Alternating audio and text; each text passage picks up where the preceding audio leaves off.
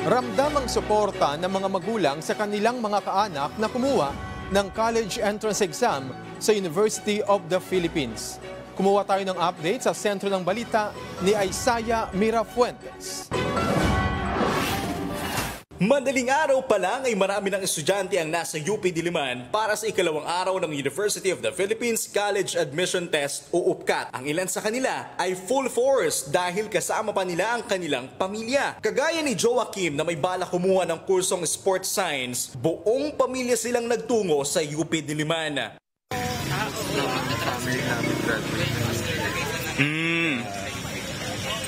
Well, I guess, nag-apply rin sa kanya. Dahil sa kagustuhang makapasa, sinunod ni Joaquim ang ilang mga pamahiin.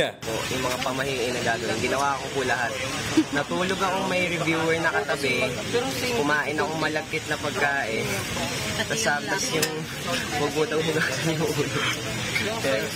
Umaasa ang pamunuan ng UP na may mahigit 100,000 estudyante ang magtutungo ngayong araw sa 114 testing centers sa buong bansa. Isaiah Mirafuentes para sa Pambansang TV sa Bagong Pilipinas.